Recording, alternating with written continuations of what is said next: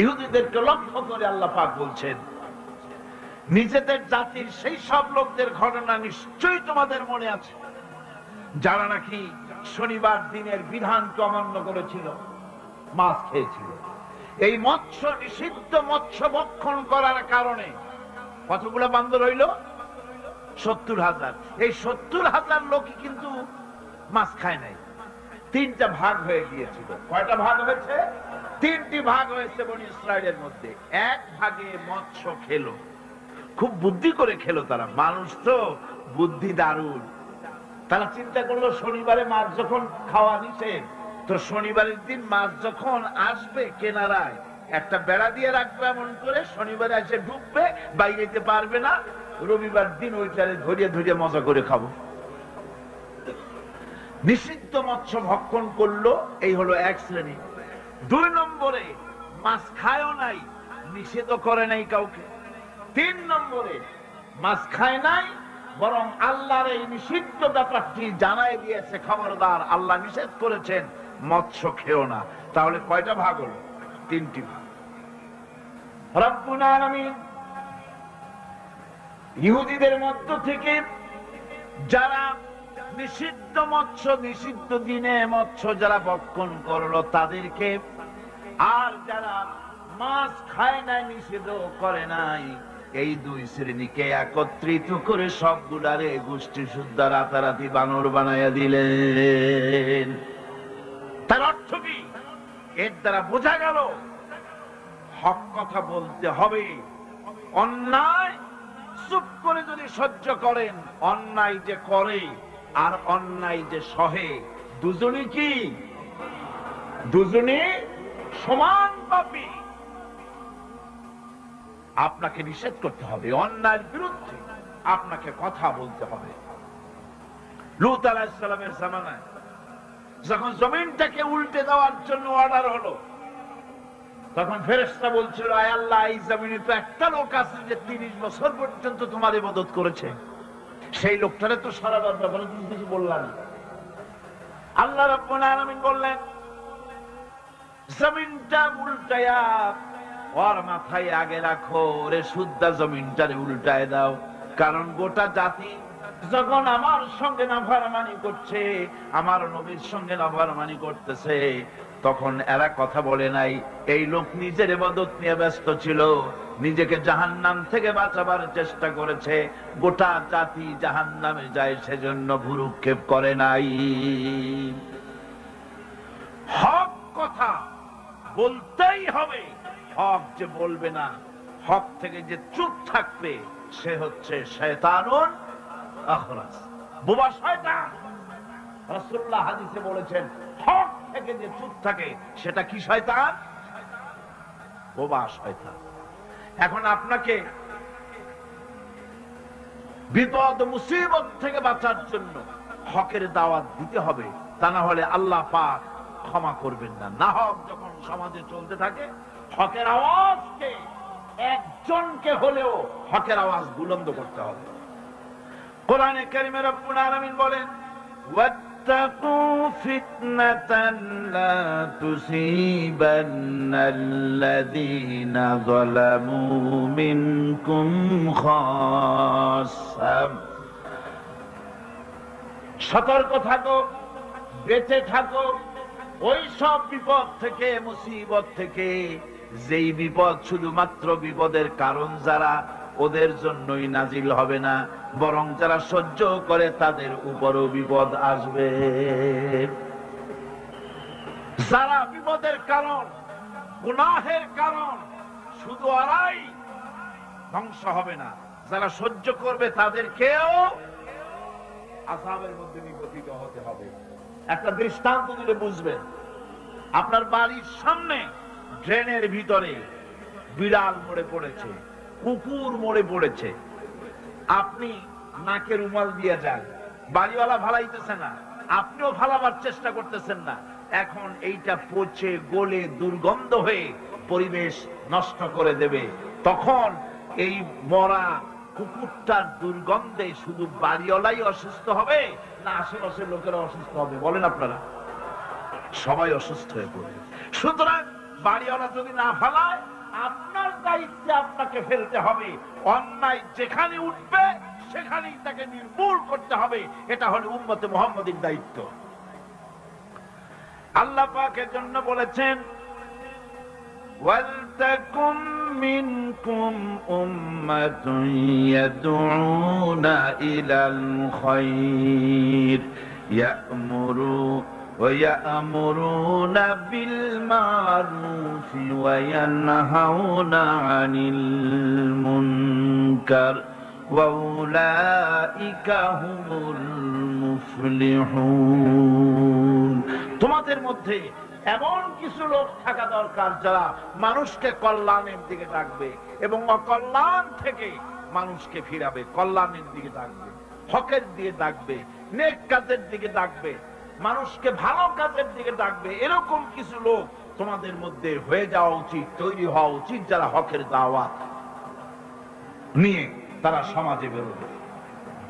কারণ মুসলমানেরা হলো আমাদের সম্পর্কে আল্লাহ পাক বলেছেন, কুনতুম খায়রা উম্মাতিন উখরিজাত লিন-নাসি তা'মুরুনা বিল মা'রুফি ওয়া তানহাউনা আনিল মুনকার। তোমরা হচ্ছে শ্রেষ্ঠ জাতি। আমরা কি জাতি? আমরা যে শ্রেষ্ঠ জাতি সে কথা বলার মতো হিম্মত এখন আমাদের আর নাই, যার জন্য আপনারা আওয়াজ দিলেন তো শোনাই গেল। মুসলমানেরা কি জাতি? খায়রে উমাম, ইমামে আকওয়াম। পৃথিবীর ভিতরে সমস্ত জাতি সমূহের ভেতরে শ্রেষ্ঠ জাতি কারা? আরো জোরে বলুন। একথা কে বলেছেন? আল্লাহ পাক বলেছেন, তোমরা শ্রেষ্ঠ জাতি। তোমাদের দায়িত্ব হচ্ছে তা'মুরুনা বিল মা'রুফ ওয়া তানহাউনা আনিল মুনকার। তোমাদের দায়িত্ব হচ্ছে ভালো কাজের আদেশ করবে, অন্যায় কাজ থেকে মানুষদেরকে ফিরাবে। এটা হচ্ছে তোমাদের দায়িত্ব। এই দায়িত্ব যদি আমরা পালন করতাম তাহলে আমাদের সমাজের ভেতরে এই অন্যায় অসত্য টিকে থাকতে পারত না। আমরা মানুষকে ভালো কাজের আদেশ দেই না। ভালো কাজের আদেশ দিতে হলে ক্ষমতায় থাকতে হয়। আদেশ আর অনুরোধ এই দুটো কি এক জিনিস? আদেশ আর অনুরোধ দুটো কি এক জিনিস? আদেশ দিতে গেলে আদেশের জায়গায় পৌঁছাতে হয়। আদেশের জায়গায় না গিয়ে কাউকে হুকুম দেওয়া যায় না, অনুরোধ জানাতে হয়। গভর্নমেন্টের কাছে বিনীতভাবে অনুরোধ জানাই, সিনেমার অশ্লীলতার জ্বালায় টিকতে পারি না। রমজান মুবারক এসেছে, এই অশ্লীল সিনেমার ছবি নামায় ফেলা হোক, বিনীতভাবে অনুরোধ জানাই। এটা হলো অনুরোধ। আর আল্লাহ বলছেন ইসলামের ব্যাপারটা অনুরোধের ব্যাপার নয়, এটা হচ্ছে আদেশের ব্যাপার। ক্ষমতায় এমন লোক পাঠাতে হবে যে রমজান মাস এলে বলে অর্ডার দেবে, সিনেমার সমস্ত ছবি আর গান বন্ধ করে দাও। হোটেলের কোন দরজা খোলা থাকতে পারবে না, কোন খাবারের দোকান মুসলমানদের খোলা থাকতে পারবে না। এটা হচ্ছে অর্ডারের কাজ। তা'মুরুনা বিল মা'রুফ, আমর, হুকুম, ওয়াদা, অনুরোধ করে হয় না। এটা আদেশ দেওয়ার মাকামে যেতে হয়। সেই আদেশের মাকামে আমরা কি যেতে পেরেছি? পারি। আমাদের অবস্থা হচ্ছে মোল্লার দৌড় মসজিদ পর্যন্ত। এই কথাটা যে কে শুনাইছে আল্লাহই জানে। मोल्ला को जो मिला है मस्जिद में सजदे की इजाजत, मुल्ला को जो मिला है मस्जिद में सजदे की इजाजत, नालायक समझते हैं यही इस्लाम की आजाद। मौलवी साहेब मस्जिদের ইমামতি পাইছেন আর মনে করেছেন যে আমি ইসলামের স্বাধীনতা পেয়ে গিয়েছি। ডিজি সাহেব যদি দাওয়াত দেয়, মন্ত্রী সাহেব যদি দাওয়াত দেয়, আনন্দে অস্থির হয়ে যায়। আরে বাপ রে, ডিসি দাওয়াত দিছে, কি সোজা কথা, মরি কি বাঁচি, উঠি কি পড়ি। ওই জায়গা পার্লামেন্ট, সেক্রেটারিয়েট, বঙ্গভবন যেদিন কোরআনের দখলে আসবে, সেই দিন ওয়ার্ডার দিয়ে অন্যায়কে বন্ধ করা সম্ভব হবে।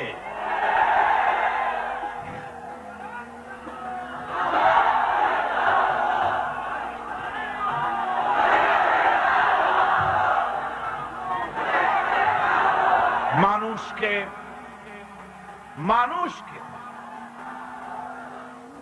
হকের দাওয়াত দিতে হবে।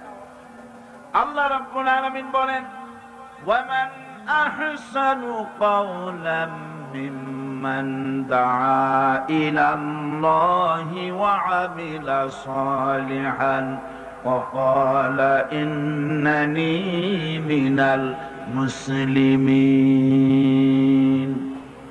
ওয়ামান আহসানু কাওলাম মিম্মান দাআ ইলাল্লাহ, ওর থেকে ভালো কথার কার হতে পারে যে ব্যক্তি মানুষকে আল্লাহর দিকে ডাকে। সুবহানাল্লাহ বলেন, সুবহানাল্লাহ বলেন। আল্লাহর দিকে যে ডাকে সেই ওয়ামান দা ইলাইহি, হাদিস শরীফের ভিতরে আছে মান ক্বালা বিহি সাদাকা, কোরআন থেকে যে কথা বলে সে কি কথা বলে? সত্য কথা বলে। কোরআন থেকে যে কথা বলে সত্য কথা বলে। মান ক্বালা বিহি সাদাকা ওয়া মান আমিলা বিহি উজরা, আরে কোরআন থেকে যারা আমল করে আল্লাহ তাদেরকে পুরস্কৃত করে। ওয়া মান হাকামা বিহি আদালা, কোরআন থেকে যে বিচার করে সেই জাস্টিস ইনসাফ কায়েম করে।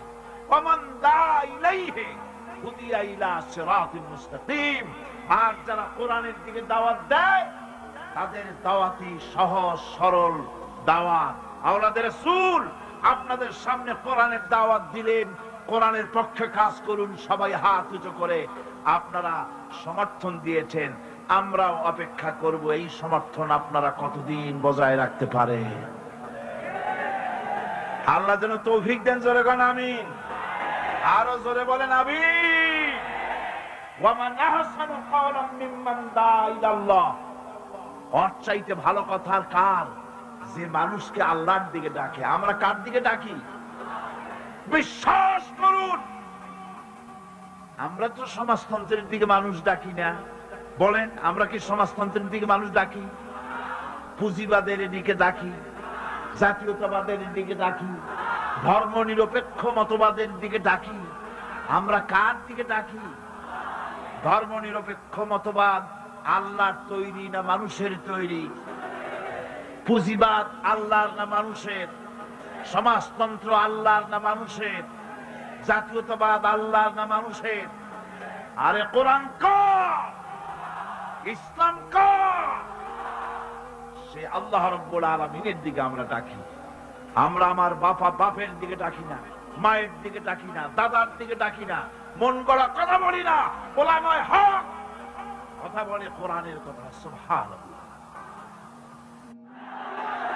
ওয়ামান আহসানু কাওলাম মিম্মান দাআ ইলাল্লাহ, ওয়ামান আহসানু কাওলাম মিম্মান দাআ ইলাল্লাহ, ওর থেকে ভালো কথা কার হবে যে ব্যক্তি মানুষকে ডাকে আল্লাহর দিকে। সুবহানাল্লাহ, প্রাণ ভরে কান সুবহানাল্লাহ।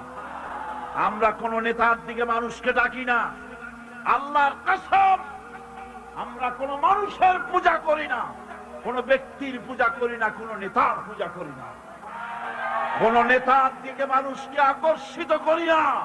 আমরা মানুষকে ডাকি আল্লাহর দিকে। আর ডাকি বিশ্ব নবী সাইয়্যিদুল মুরসালিন আশরাফুল আম্বিয়া রাহমাতুল লিল আলামিন জনাব মুহাম্মদুর রাসূলুল্লাহ সাল্লাল্লাহু আলাইহি ওয়াসাল্লামের দিকে মানুষদেরকে ডাকি। ওয়ামান আহসানু কাওলাম মিম্মান দাআ ইলাল্লাহ, ওর থেকে ভালো কথা কার হবে যে মানুষকে আল্লাহর দিকে ডাকে। ওয়া আমিলা সালিহান, আর এরপরে সে নেক কাজ করে, সৎ কাজ করে। ওয়াকালা ইন্নানী মিনাল মুসলিমিন, আর আমি হচ্ছি মুসলমানদের একজন। আমি মুসলমান তা বলছে না, কিন্তু কি বলছে? আমি মুসলমানদের একজন। এই আয়াত নাযিল হলো কখন? যখন মক্কায় মুসলমানদের উপরে অত্যাচারের স্টিম রোলার চালানো হচ্ছিল। মুসলমানদেরকে চিৎ করে শোয়াইয়া আগুনের উপরে চিৎ করে শুয়েছে, আগুনের আংটা আগুনের উপরে চিৎ করে শুইয়ে দিয়ে বুকের উপরে পাথর চাপা দিয়ে রাখা হয়েছে। হযরতে খুবাইব রাদিয়াল্লাহু তাআলা আনহুকে খালি গায়ে দেখে একদিন হযরত ওমর বলেছিলেন, খুবাইব, তোমার পিঠের এমন অবস্থা কেন? কোমরটা এরকম চিকুন, পিঠের ভিতরে এত বড় বড় গর্ত কেন? তিনি বললেন, ওমর ভাই, তোমার কি মনে নাই ইসলাম কবুল করার অপরাধে কাফির বেঈমানেরা আমাকে মারধর করেছে, না খাওয়াই রেখেছে। তারপরেও যখন ইসলাম আমাকে দিয়ে ছাড়াতে পারলো না, তখন আগুন জ্বালালো, আংটা আগুন মিশাই দিয়া আমাকে চিৎ করে শুইয়া দিয়া আমার বুকের উপরে পাথর চাপা দিয়া রাখলো। আগুন পুড়ে পুড়ে গোশতের মধ্যে ঢুকলো, গায়ের রক্ত আর চর্বি গলে গলে আগুনগুলো নিভে গেল। সেই যে পিঠের ভিতরে গর্ত হয়েছে, আজও পর্যন্ত পিঠের গর্ত মুছে যায় নাই।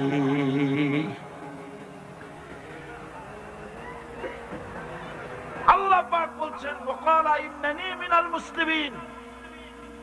ওই সাহাবীরা যখন নিজেকে মুসলমান বলে পরিচয় দেওয়ার অর্থই হলো সিংহ, ব্যাঘ্র, হিংস্র প্রাণীর সামনে নিজেকে সুপর্দ করে দেওয়া, সেই পজিশনে, ওই প্রেক্ষাপটে মুসলমানরা বলতেছে, ইন্নানী মিনাল মুসলিমিন, যে মুসলমান গুলারে তোমরা পিটাও, আমি ওদের একজন মুসলমান। কত বড় সাহসের কথা! যাদেরকে মারতেছো, পিটাইতেছো, আগুনের উপরে রাখতেছো, আমি তাদেরই একজন মুসলমান। সুবহানাল্লাহ। এইরকম মার খেয়ে অস্থির হয়ে তারপরে হযরত হাব্বাব বিন আল-আরিত রাদিয়াল্লাহু তাআলা আনহু রাসূল করিম সাল্লাল্লাহু আলাইহি ওয়াসাল্লামের খিদমতে হাজির হয়ে বলেছিলেন, শাকাউনা ইলা রাসূলিল্লাহি সাল্লাল্লাহু আলাইহি ওয়াসাল্লাম ওয়া হুয়া মুতাওয়াসসিদুন বুরদাতুন লাহু ফি জিল্লিল কাবা। তিনি কাবা শরীফের ছায়ায় আরাম ফরমাচ্ছিলেন। হযরত খাব্বাব বিন আল-আরিত সেখানে গিয়ে বললেন, আলা তাস্তানসিরু লানা, আলা তাদউ লানা ইয়া রাসূলুল্লাহ, হে রাসূল, আপনি কি আমাদের জন্য দোয়া করবেন না? আমরা তো শেষ হয়ে গেলাম। হুজুর বললেন, হুজুর উঠে বসলেন আর বললেন, দেখো, তোমরা এখনই ব্যস্ত হয়ে গেল। এখনই ব্যস্ত হলে তোমাদের আগে যারা দিন প্রতিষ্ঠিত করতে এখানে এসেছিল, তাদেরকে কাফেররা তাদেরকে ধরতো, তাদের জন্য গর্ত খনন করত, তারপরে তার মধ্যে কোমর পর্যন্ত দাবাই দিত। সুম্মা ইউতা বিল মানশা ফায়ুদাউ আলা রাসিহি ফায়ুজআলু মিসরাইন। এরপরে করাত মাথার উপরে রেখে জীবিত মানুষটাকে করাত দিয়ে চিরে দুই টুকরা করে ফেলে দিত। মা ইয়াসুদ্দুহু যালিকা আন দীনে। এত বড় অত্যাচার করেও মুসলমানদেরকে আল্লাহর দ্বীনের রাস্তা থেকে এক চুলও সরাই দিতে পারে নাই। ওয়াল্লাহি লায়ুতাম্মান্নাল্লাহু হাযাল আমর, আল্লাহর নামে কসম করে বলছি, এমন এক সময় আসবে যখন মানুষেরা যাতায়াত করবে, সুন্দরী রমণীরা যাবে, সওদাগরেরা যাবে, টাকা নিয়ে পয়সা নিয়ে চলাফেরা করবে, লা ইয়াখাফু ইল্লাল্লাহ, আল্লাহ ছাড়া মনের মধ্যে কারো ভয় থাকবে না। সুবহান সুবহান, আল্লাহ ছাড়া কারো ভয় অন্তঃকরণে থাকবে না। এরকম সময় আসবে। ওয়ালাকিন্নাকুম তাস্তাজিলুন, আসলে তোমরা বড্ড তাড়াহুড়ো করছো। এত তাড়াহুড়ো করো না, অপেক্ষা করো, আমি নবী কসম করছি এমন সময় আসবে। রাসূলুল্লাহ ওয়াদা করেছিলেন। সেরকম সমাজ আসছিল না আসে নাই? আসছিল কিনা জোরে গণ? আসছিল। আল্লাহ পাক বলছেন, হকের দাওয়াত দিতে হবে। আর এই দাওয়াত দিতে গিয়ে কিছু পরোয়া করা যাবে না। এই দাওয়াত দিতে গেলে বিপদ আসবে, মুসিবত আসবে, কষ্ট হবে, রক্ত দিতে হবে, জীবন দিতে হবে। তার উপরে ইসলামের রাষ্ট্রের প্রাসাদ নির্মাণ হবে। এই শহরে বড় বড় বিল্ডিং আছে না? আছে কিনা? এই বিল্ডিং গুলির কাছ থেকে আপনি হেদায়েত নিতে পারেন। বিল্ডিং এর কাছ থেকে হেদায়েত নেবেন কি? বিল্ডিং এর কাছ থেকে হেদায়েত নেবেন, বিল্ডিং তৈরি করতে গিয়ে কিছু ইট ভেঙ্গে চুড়ে টুকরা টুকরা হয়ে মাটির তলে যেতে হয়েছে নাকি হয় নাই? মাটির তলে যে ইটগুলি গেল, সেইটারা যদি বলতো আমরা মাটির তলে যাব না, আমরা উপরে থাকবো, যাতে করে বাসজারের রং আমার গায়ে লাগে, এটা যদি বলতো, তাহলে বিল্ডিং কি তৈরি হইতে পারতো? বিশাল একটা বিল্ডিং, 100 তলা বিল্ডিং তৈরি করতে গিয়ে শত সহস্র ইটকে টুকরা টুকরা হয়ে মাটির তলায় মাদফুন হতে হয়েছে। তার উপরে বিল্ডিং এর ফাউন্ডেশন হয়ে গেল, তার উপরে বিরাট বিল্ডিং দাঁড়ায় গেল। ইসলামের বিল্ডিং যদি বানাতে চাই, ইসলামের রাষ্ট্রের ইমারত যদি করতে চাই, আপনার মতো আমার মতো হাজারো লাখো মানুষকে শহীদ হয়ে মাটির তলায় চলে যেতে হবে। এরকম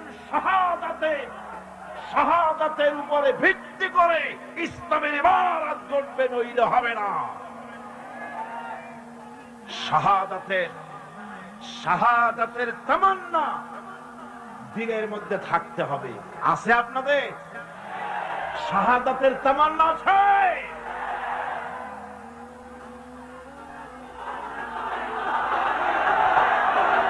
বুখারী শরীফে এসেছে, বুখারী শরীফে এসেছে, মক্কা শরীফে আব্দুল উজ্জা 20 বছরের যুবক,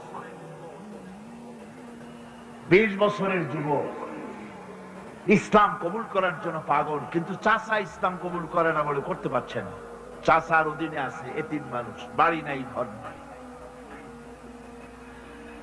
চাচ্ছিল চাচা যদি ইসলাম কবুল করে আমিও করব।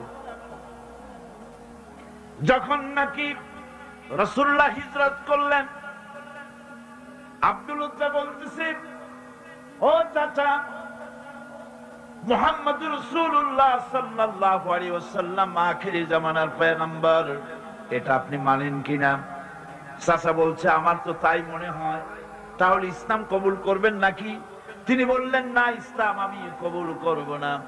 আব্দুল উজ্জা বলছে, আমি দীর্ঘদিন অপেক্ষা করতেছিলাম আপনি ইসলাম কবুল করবেন বলে। আপনি যখন করবেন না, আপনি সাক্ষী থাকেন, আমি আমার কথা ঘোষণা করে দিলাম, আমি মুসলমান হয়ে গেলাম। লা ইলাহা ইল্লাল্লাহু মুহাম্মাদুর রাসূলুল্লাহ।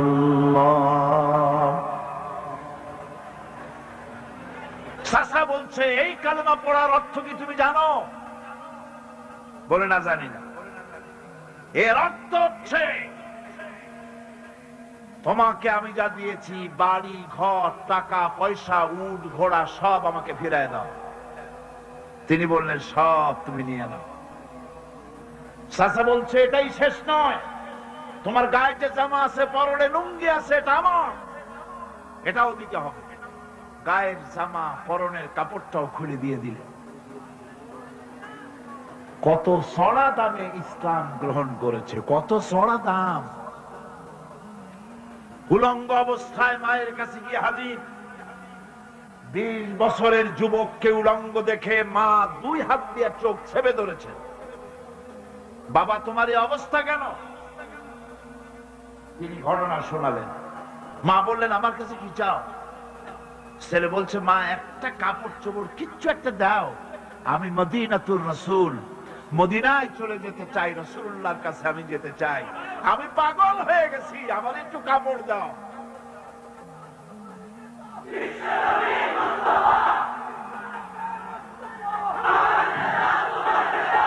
একটুখানি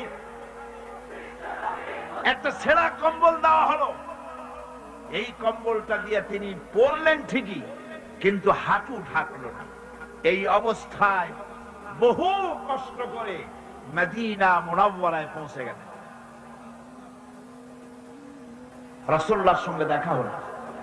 হুজুর দেখলেন উদ্ভ্রান্ত যুবক, মাথার চুলগুলো এলোমেলো, চেহারায় ক্ষুধার্তের ছাপ। জিজ্ঞেস করলেন, তুমি কে? তিনি বললেন, আমি আব্দুল উজ্জা, আমি মুসলমান হয়েছি। তোমার এই অবস্থা কেন? তিনি ঘটনা শুনালেন যে আমার লুঙ্গিটাও আনতে পারি নাই মায়ের কাছ থেকে, মাও আমার গরিব, তার কাছ থেকে কোন ক্রমে এইসব ছেঁড়া কাপড়টা নিয়ে এসেছি। হুজুর বললেন, তোমার নাম আব্দুল উজ্জা নয়, তোমার নাম আব্দুল্লাহ। আব্দুল্লাহ জুলবাজা দেন, তিনি কাপড়ের ব্যবস্থা করলেন, আসহাবে সুফফার কাছে তার দায়িত্ব দিয়ে দিলেন, আর বললেন একে কোরআন শরীফ শিখাও। আসহাবে সুফফার ভিতরে থেকে তিনি কোরআন শিখতে লাগলেন। কোরআন শরীফ চিল্লায় চিল্লায় তিনি পড়তেন।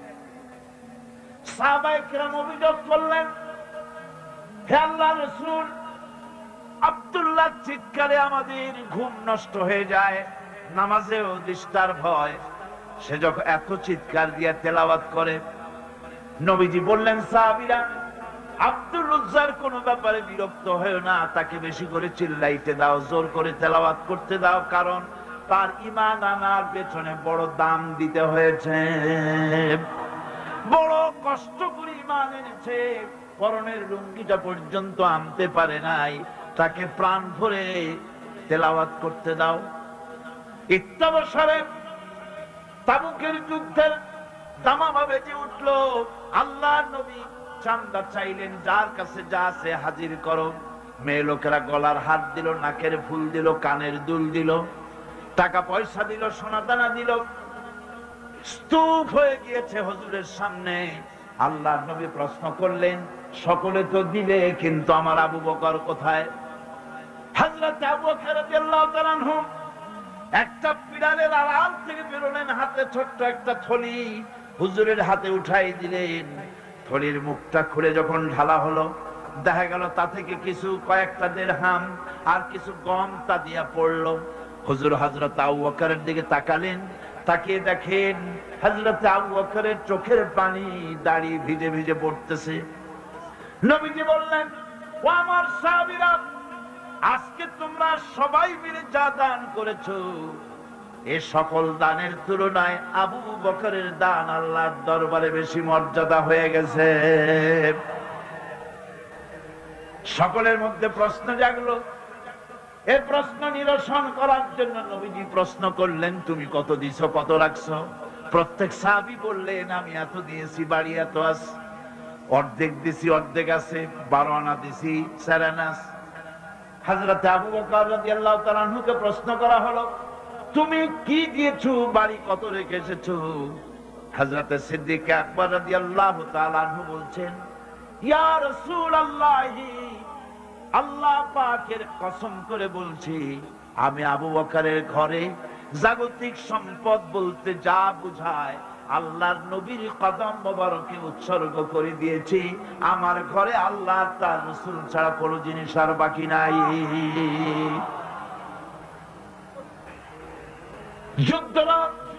যুদ্ধের জন্য রওনা হয়ে গেলেন 30,000 সৈন্য নিয়ে। আল্লাহর নবী তাবুকের যুদ্ধের দিকে রওনা হলেন। প্রমুখদের সঙ্গে যুদ্ধ হবে। হযরতে আব্দুল্লাহ পিছন থেকে হুজুরের কাছে এসে দাঁড়ালেন, বললেন, ইয়া রাসূলুল্লাহ, এই জিহাদের জন্য সকলে চাঁদা দিল, টাকা দিল, সোনা দিল, পয়সা দিল, আমি কিছুই তো দিতে পারলাম না। আমি আপনার কাছে দোয়া চাই, আপনি দোয়া করেন, এই তাবুকের প্রান্তরে গিয়ে আমি যেন আমার জীবনটা দিয়া যেন আমি এই চাঁদা দিতে পারি, এই জিহাদের জন্য যেন আমার শাহাদাত আল্লাহ রাব্বুল আলামিন মঞ্জুর করে নেন। নবীজি দাঁড়ালেন, একজনকে অর্ডার দিলেন, গাছের একটা বাকল নিয়ে আসো। গাছের একটা বাকল আনা হলো। নবীজি নিজ হাতে আব্দুল্লাহর হাতে বাকলটা বেঁধে দিয়া বললেন, আল্লাহ, আব্দুল্লাহর রক্ত আমি কাফেরদের জন্য হারাম করে দিলাম। হযরত আব্দুল্লাহ চিৎকার করে কেঁদে উঠলেন, ইয়া রাসূলুল্লাহ, আমি চাইলাম শাহাদাতের জীবন, আর আপনি আমার রক্ত কাফেরের জন্য হারাম করতে চাইলেন আল্লাহর কাছে। আমার মনের আশা তো পূরণ হলো না। নবীজি বললেন, আব্দুল্লাহ, এখন যদি তোমার মউত হয়, জ্বরেও যদি তুমি ঘরে বসে মরো, আল্লাহ রাব্বুল আলামিন তোমার শাহাদাতের দরজা নসিব করে দিবেন। তাবুকের প্রান্তরে গিয়ে বেশ কয়েকদিন পর রাসূল করিম সাল্লাল্লাহু আলাইহি ওয়াসাল্লামের কাছে খবর এলো, হে রাসূল, আব্দুল্লাহ কয়েকদিন জ্বরে ভুগে ইন্তেকাল করেছে। হুজুর বললেন, আব্দুল্লাহর গোসল দিয়ে কাফনের কাপড় পরায় নিয়ে আস। আনা হলো, জানাজা পড়া হলো রাতের বেলায়, আলো নাই, অন্ধকার রাত, কবর খনন করা হলো। কবরের কাছে একজন একটা টিম টিম করে আলো জ্বালায় ধরেছে, দুইজনে লাশ উঁচু করে নিয়ে আসছে। আর কবরের ভিতরে একজন দাঁড়ানো লাশ ধরার জন্য। যিনি কবরের ভিতরে দাঁড়ানো তিনি বলতেছেন, লাশ দুইজনে তোমরা আনতেছো, খবরদার তোমার ভাইয়ের সাথে যেন বেয়াদবি না হয়। কবরের কাছে এসে যখন লাশ দিয়ে দেওয়া হলো, কবরের ভিতরে দাঁড়ায়া লাশ যিনি ধরলেন তিনি আর কেউ নন, তিনি বিশ্বনবী মুহাম্মদুর রাসূলুল্লাহ সাল্লাল্লাহু আলাইহি ওয়াসাল্লাম। আল্লাহ যে বহন করে এসেছেন তার একজন হযরত আবু বকর, একজন হযরত ওমর রাদিয়াল্লাহু তাআলা আনহুমা লাশ বহন করে এসেছেন। কবরের পাশে হযরত বেলাল আলো উঁচু করে ধরেছেন। রাসূলুল্লাহ নিজ হাতে কবরের মধ্যে আব্দুল্লাহকে শোয়ায় দিলেন। কবর থেকে উঠে এসে কবরের উপরে মাটি দিয়ে নবীজি আল্লাহ রাব্বুল আলামিনের দরবারে কবরের দুদিকে হাত বিস্তার করে নবীজি বললেন, আল্লাহ আজকের এই সন্ধ্যা পর্যন্ত আমি আব্দুল্লাহর প্রতি রাজি ছিলাম, তুমিও আব্দুল্লাহর প্রতি খুশি হয়ে যাও। আমি রাজি ছিলাম এর উপরে, তুমিও খুশি হয়ে যাও। হযরত ইবনে মাসউদ রাদিয়াল্লাহু তাআলা আনহুমা চিৎকার মেরে কেঁদে বলছিলেন, আয় আল্লাহ, কতই না ভালো হতো আব্দুল্লাহর লাশটা না হইয়া আজকে যদি আমার লাশটা হতো, তাহলে আমার ভাগ্যটা কতটা খুলে যেত। দ্বীনের জন্য, ইসলামকে টিকে রাখার জন্য হকের ময়দানে আসতে হবে, হকের কথা বলতে হবে, ইসলামের পতাকা উঁচু করে ধরতে হবে। ভয় করা যাবে না। ভয় করা যাবে? একটু জোরে সোরে জিকির করেন, সুবহানাল্লাহ, আলহামদুলিল্লাহ, লা ইলাহা, আরো জোরে, সুবহানাল্লাহ।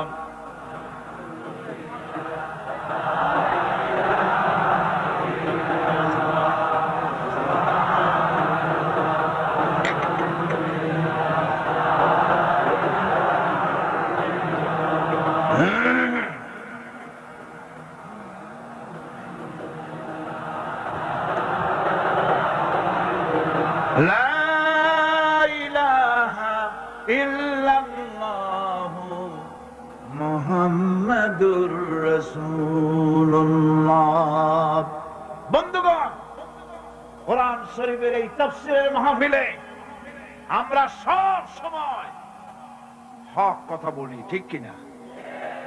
20 বছরের ইতিহাস তার সাক্ষী।